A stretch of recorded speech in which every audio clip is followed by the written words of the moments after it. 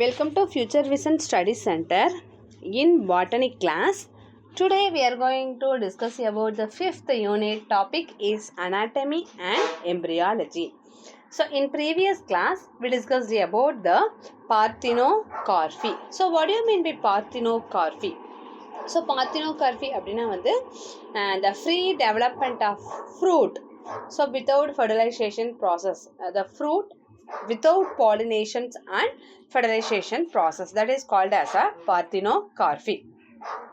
So இதில் பார்த்தோம்னா induced பார்த்தினோகார்பி and natural பார்த்தினோகார்பிஸ் இருந்துச்சு. இன்டியூஸ்டு அப்படின்னு என்னென்னா some chemicals it will be inducing, it will be promoting the substance such as naphthalene, acetyl acid, indole acetic acid, phenyl acetic acid.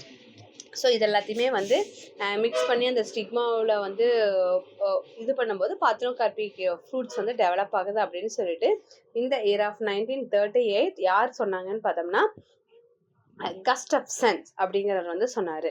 So திமான் அப்படிங்கிறவ வந்து என்ன சொன்னார்னா வந்து the pollen grains possess the considerable qualities of the growth substance அப்படின்னு சொன்னார். So இந்த பார்த்தினோகார்பிஸ் மூலமாக நார்மலாக பார்த்தீங்கன்னா பப்பாயா, ஆப்பிள், பைனாப்பிள், கிரேப்ஸ் இது மாதிரி நிறையா ஃப்ரூட்ஸ் வெரைட்டிஸ் வந்து ப்ரொடியூஸ் பண்ணலாம். ஸோ காமன்லி இந்த parthenocarpies it's will be producing the polyembryony ப்ராசஸில் தான் வந்து இந்த பார்த்தினோகார்பிக் ஃப்ரூட்ஸ் வந்து டெவலப் ஆகுது. So commonly it's have a 2 types of polyembryony. So one is the true polyembryony and another one is the false polyembryony. So in the true polyembryony அப்படினு பார்த்தா it's having a subdivisions. Further it will be divided into 2. One is a cleavage polyembryony, the பிளவுகள் கருமுட்டையில் வந்து பிளவுகள் ஏற்படுது. Next one இது adventitious polyembryony அப்படின்னு பார்த்தோம். So அடுத்தது பார்த்தோம்னா false polyembryony. ஸோ தவறான polyembryony. ஸோ இந்த occurs due to the presence of the multiple embryo sacs within the nucleus கூட பார்த்தீங்கன்னா multiple embryos வந்து ஃபார்ம் ஆகுது.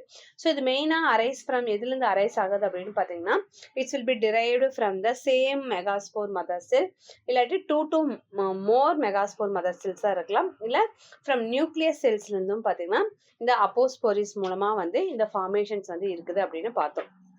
ஸோ இது இம்பார்ட்டன்ஸ் அப்படின்னா நியூ சீட்லெஸ் வெரைட்டிஸ் வந்து ப்ரொடியூஸ் பண்ணுது. அதுக்கப்புறம் இந்த பேரண்ட்ஸோடைய ஜெனட்டிக் கேரக்டர்ஸ் அதோடைய கலப்பின பண்புகளை வந்து அதே நெக்ஸ்ட் ஜென்ரேஷனுக்கு கொண்டு போகிறது வந்து முக்கியமான ஒரு கேரக்டரிஸ்டிக்ஸாக வந்து நம்ம சொல்லலாம்.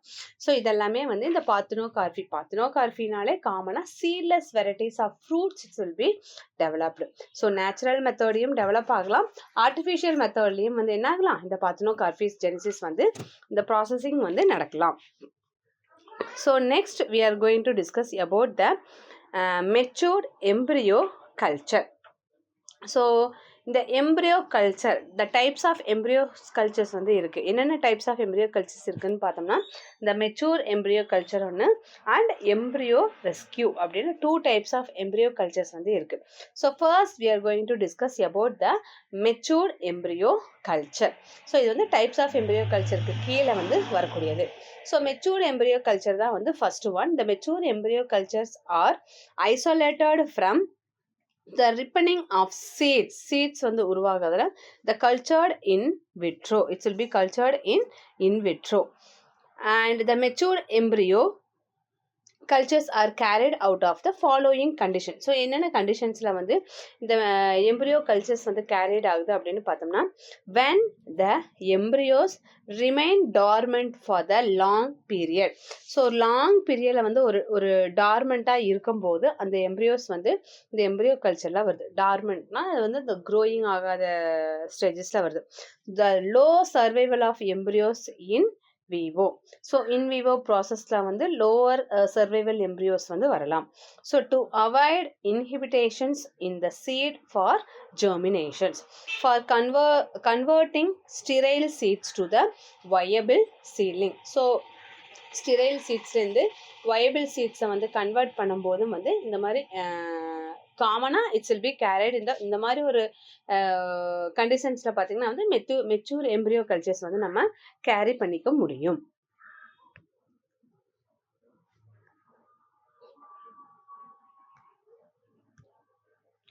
The seed dormancy in plant species is the common occurrence. So seed dormancy அப்படிங்கிறதா வந்து இந்த plant speciesல வந்து ஒரு காமனா இருக்கக்கூடிய ஒன்று. So this may be due to the chemical inhibitors or mechanical resistance exerted by the structures covering the embryo. The seed dormancy can be successfully bypassed by the culturing the embryos in vitro. So the embryo culture is relatively easy as they can be grown on the single inorganic medium supplemented with energy sources. யூஸ்வலா பாத்தீங்கன்னா sucrose இந்த சக்கரை தண்ணி மூலமா வந்து அந்த எம்பியோ development வந்து பண்ணலாம். So this is the possible since the mature embryos excited from the developing seeds are autotrophic in nature. So autotrophic in nature. So what do you mean by autotrophic? So autotrophic அப்படின்னா பார்த்தோம்னா வந்து it's themselves they will be preparing their food material, அதுதான் வந்து autotrophic nature's அப்படின்னு சொல்லுவாங்க. So இந்த autotrophic nature's மூலமாக இந்த எம்ப்ரியோ கல்ச்சர் டெவலப்மெண்ட்ஸ் வந்து நடக்கிறதுக்கு சான்சஸ் இருக்குது. So these are one of the possible way for the embryo culture. அதாவது வந்து ஒரு கரு வந்து வளருது, முதிர்ந்த விதையிலிருந்து தனிப்பட்டு வந்து அந்த கரு வந்து அதாவது நேச்சுரல் வேலையும் வரலாம், இல்லை வந்து ஆர்டிஃபிஷியல் வேலையும் வந்து செப்டிக் ஏசெப்டிக் அந்த வகையிலையும் வந்து வளர்வதை வந்து உள்ளடக்குது. ஸோ இதன் முக்கியமான இது என்ன, what is the natural factors அப்படின்னு பார்த்தோம்னா primarily பார்த்தோம்னா it's a bypass the seed dormancy, overcome the chemical or mechanical inhibitors. So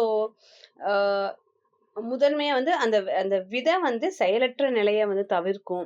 அதுக்கப்புறம் வேதியியல் இயந்திர தடுப்பான்களை வந்து கட்டுப்படுத்தி உயிருள்ள நிலையில வந்து அந்த சீட் ஜெர்மினேட் பண்ணுறதுக்கும் it's a Vivo survival is low. So survival is low அப்படின்னா என்ன, அது உயிருள்ள நிலையில வந்து உயிர் வாழ்வு வந்து குறைவாக இருக்கும்போது சாத்தியமான நாற்றுக்களை வந்து உற்பத்தி செய்வதற்கு வந்து எது பயன்படுதுன்னா இந்த எம்ப்ரியோ கல்ச்சர் அப்படிங்கக்கூடியது பயன்படுது.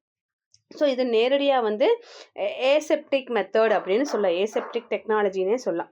ஏன்னா இது வந்து முளைச்சி வர்றதை வந்து துரிதப்படுத்தி அதுக்கு தேவையான நியூட்ரிஷன்ஸ் எல்லாம் வந்து நம்ம மீடியம் மூலமாக வந்து பயன்படுத்தி அந்த சுக்ரோஸில் வந்து கூடுதலாக நம்ம அந்த சுக்ரோஸ் சுகர்ஸ் வந்து அதிகமாக நம்ம கொடுக்கும்போது அதோட வளர்ச்சியை வந்து அதிகமாக கொடுக்குது.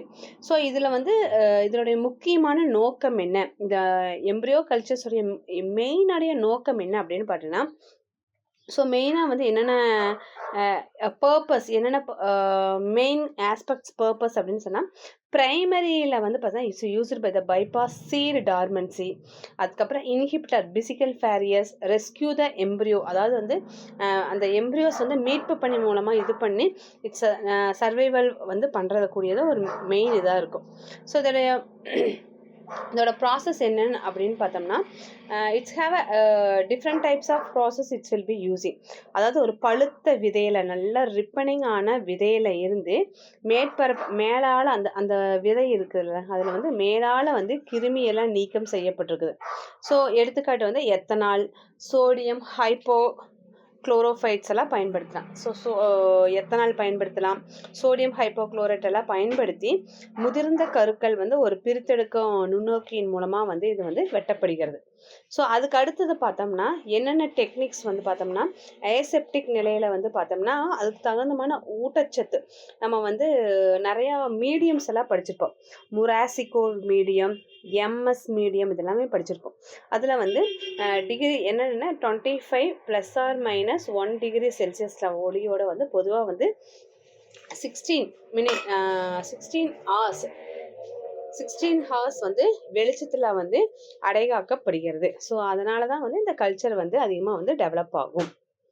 ஸோ இதோடைய மெயின் அப்ளிகேஷன்ஸ் பார்த்தோம்னா it's overcoming dormancy, shortening breeding cycle சொல்லலாம், அண்ட் ஸ்டடியிங் க்ரோத், இதெல்லாமே வந்து மெச்சூர் எம்ப்ரியோ கல்ச்சர்ஸோடைய அப்ளிகேஷன்ஸ்னு சொல்லுவோம். So next we will discuss about the embryo rescue. So embryo rescue அப்படின்னா என்ன? So embryo rescues involve the culture of immature embryos to rescue them from the unripening or hybrid seeds which fail to germinate.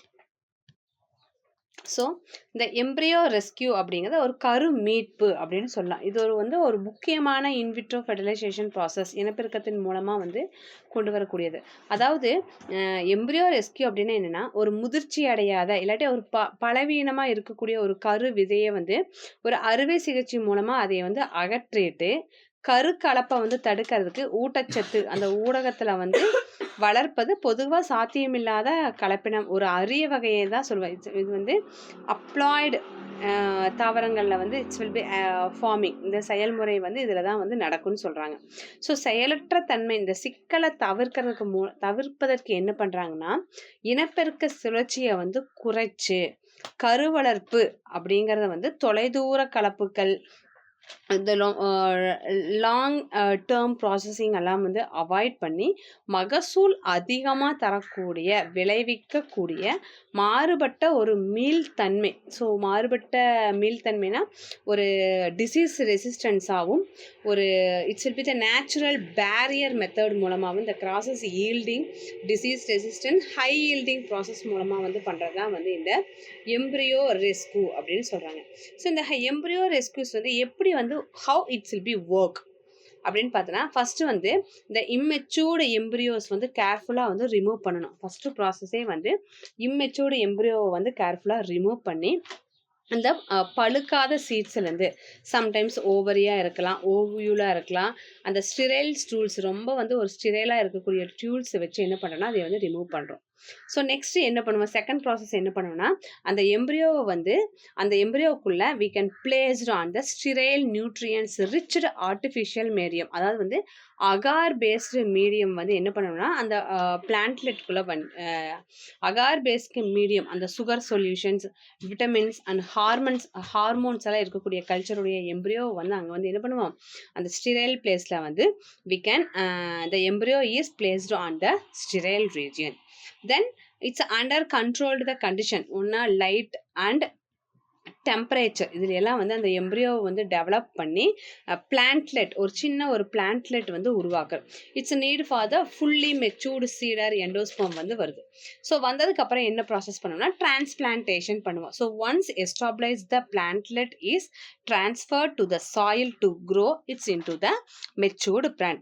So இந்த embryo rescues கரு மீட்பு அப்படிங்கிறது என்னென்னா, first exercise பண்ணி அந்த immatured embryos கேர்ஃபுல்லாக ரிமூவ் பண்ணிவிட்டு கல்ச்சர் மெத்தடு மூலமாக க்ரோத் பண்ணி நியூவாக ஒரு டிரான்ஸ்பிளான்டேஷன் மூலமாக கொண்டு வரதுக்கு பேர் தான் இந்த எம்ப்ரியோ ரெஸ்கியூ அப்படின்னு சொல்கிறாங்க. ஸோ இது நார்மலாக எந்த மாதிரி ஒரு ப்ராசஸில் நடக்கும்னு பார்த்தீங்கன்னா, இந்த நம்ம கேள்விப்பட்டிருக்கோம் பிளான் ப்ரீடிங் ப்ராசஸ் அப்படின்னு சொல்லி நம்ம கேள்விப்பட்டிருக்கோம். ஸோ அந்த பிளான் ப்ரீடிங் ப்ராசஸ் மூலமாக இந்த எம்ப்ரியோ ரெஸ்கியூஸ் ஃபார்மேஷன்ஸ் அதிகமாக நடக்கும். So this approach is very useful to avoid embryo abortions and producing a viable plant.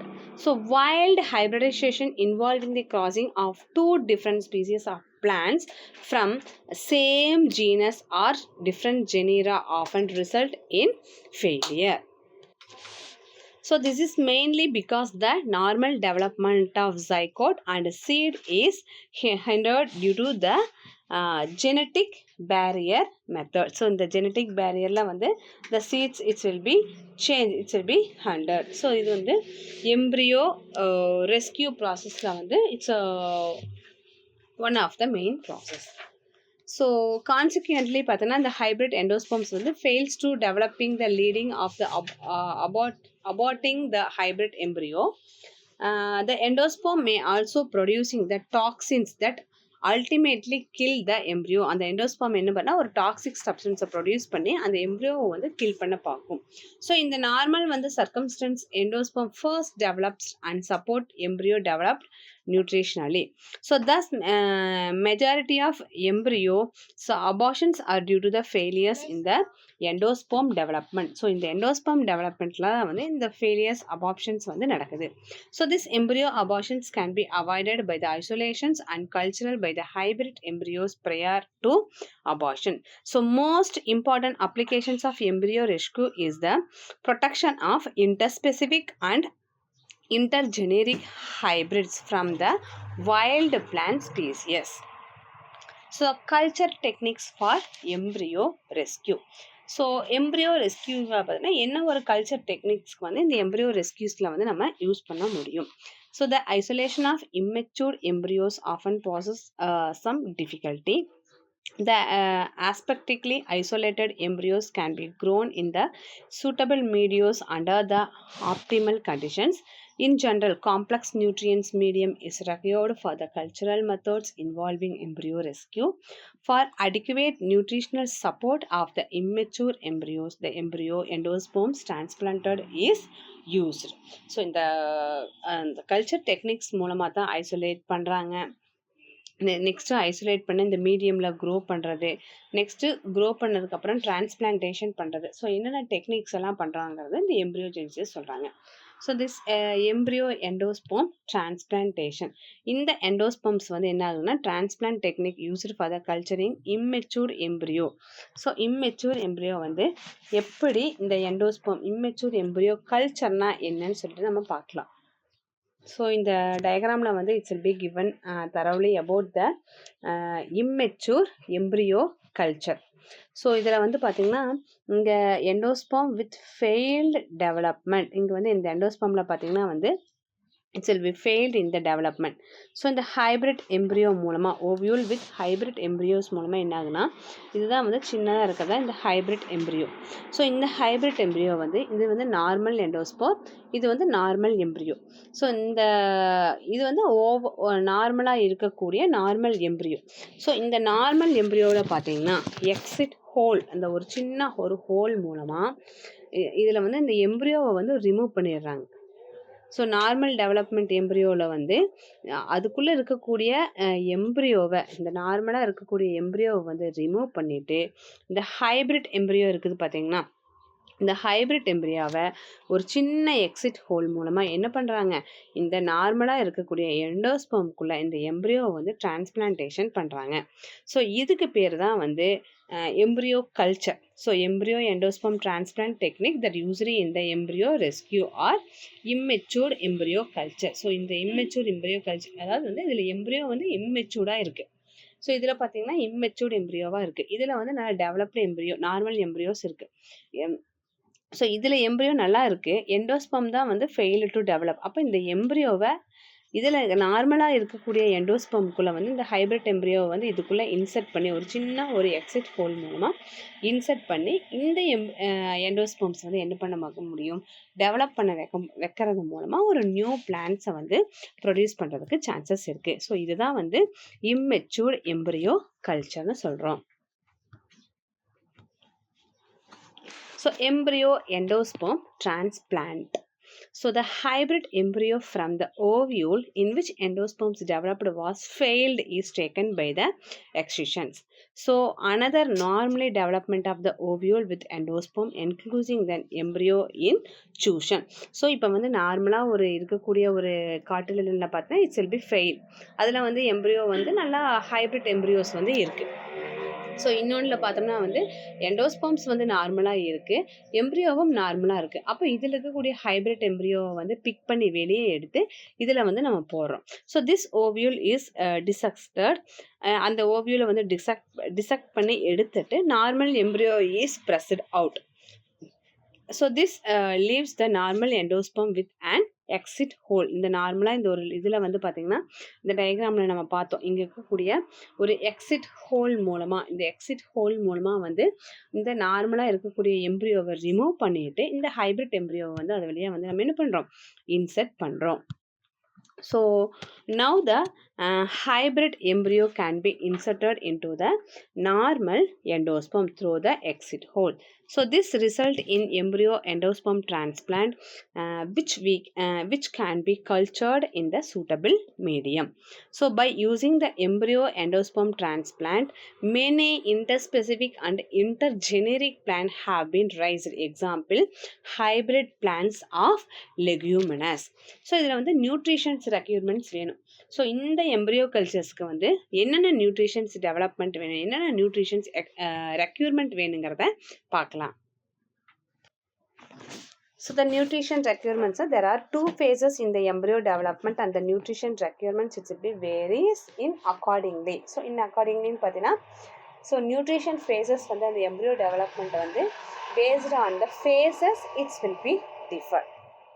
So ஒன்று பார்த்தோம்னா வந்து ஹெட்ரோட்ராஃபிக் ஃபேஸஸ் சொல்லுவோம். ஸோ ரெண்டு ஃபேஸஸ் இருக்குது. ஒன்று வந்து ஹெட்ரோட்ராஃபிக் ஃபேஸஸ், இன்னொன்று பார்த்தீங்கன்னா வந்து ஆட்டோட்ராஃபிக் ஃபேஸஸ் அப்படின்னு சொல்லுவோம். ஸோ ஹெட்ரோட்ராஃபிக் ஃபேஸஸ் அப்படின்னா என்ன, this is an early phase and the embryo is mostly depending on the endosperm and material tissues for the nutrient supply. So இந்த எம்ப்ரியோ வந்து எதை பேஸ் பண்ணி தான் இருக்குன்னா எண்டோஸ்போமையும் இந்த மெட்டீரியல் டிஷ்யூவையும் பேஸ் பண்ணி தான் வந்து அந்த நியூட்ரியன்ட் சப்ளைஸ் வந்து இருக்கும். அதுதான் வந்து ஹெட்ரோட்ராஃபிக் ஃபேஸஸ் அப்படின்னு சொல்லுவோம். ஸோ நெக்ஸ்ட் ஒன் ஃபேஸஸ் அப்படின்னு பார்த்தீங்கன்னா autotrophic phases.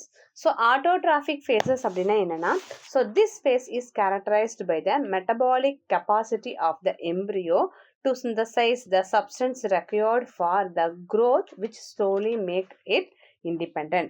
So this is a critical stage. It's a intervening phases between the heterotrophic and autotrophic phases. So இந்த critical stageல என்ன ஆகும்னா அந்த நியூட்ரிஷன் சப்ளை வந்து highly it will be variable.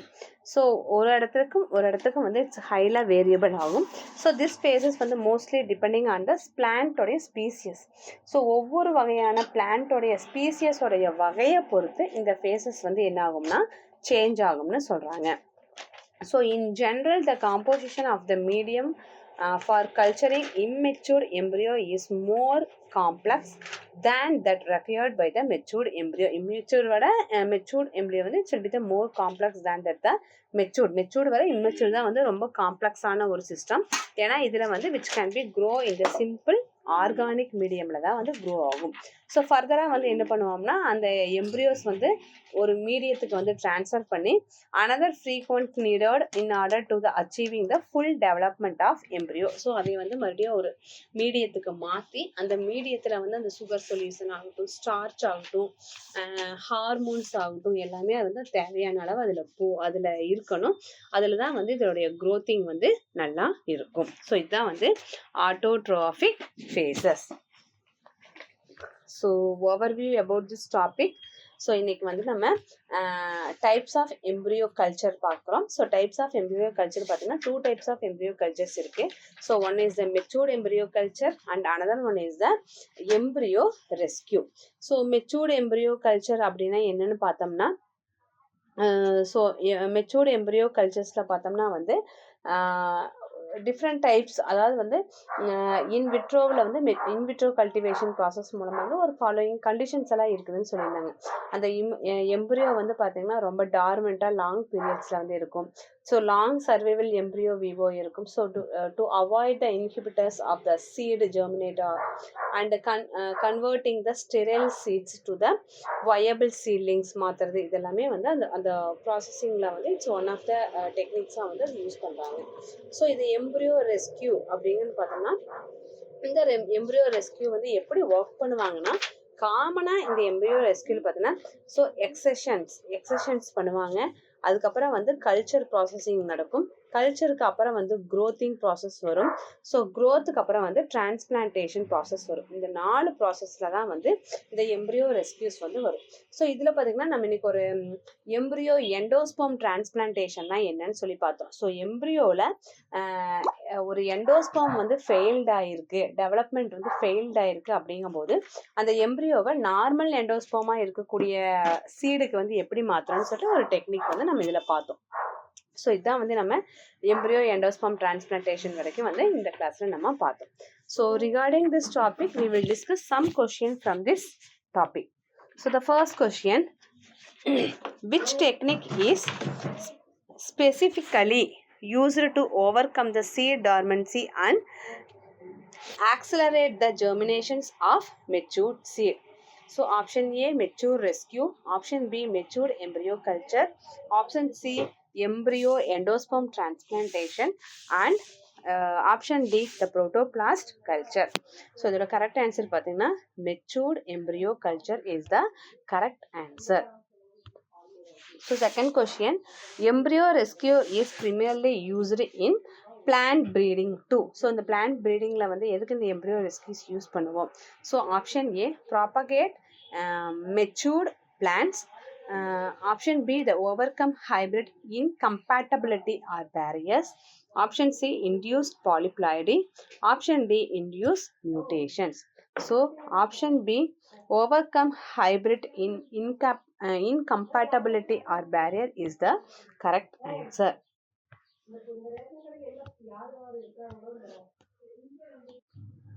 So the third question, in which scenario the embryo endosperm transplant techniques commonly used? So embryo endosperm டிரான்ஸ்பிளான்ட்டுக்கு ஒரு காமனாக அந்த technique வந்து எதில் யூஸ் ஆகுது? So option A, when the embryo is fully matured.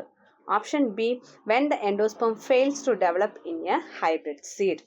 Option C, when seedless fruit protection is needed. Option D, when somatic embryos are needed. So option B, when the endosperm fails to develop in a hybrid seed is the correct answer. So the fourth question, the transplantation of an immature embryo onto a nutritive medium often along with the compatible endosperm is known as dash. Option A, matured embryo culture. Option B, embryo endosperm transplant. Option C, ovule culture. Option D, callus culture. So correct answer எதுனா option B, embryo endosperm transplant. So the fifth question, so which type of embryo culture involve the isolations of the pro-embryo or globular embryo? So option A, immature embryo culture, that is embryo rescue. Option B, matured embryo culture. Option C, seed culture. Option D, anther culture. So correct answer is option A, immature embryo culture, that is embryo rescue is the correct answer.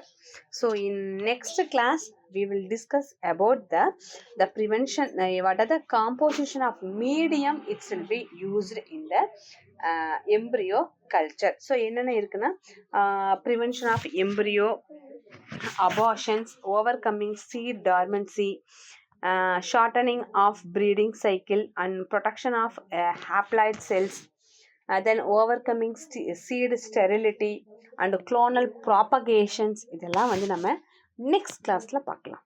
I hope you understand about this video. Study well. We will meet on the next class. Thank you.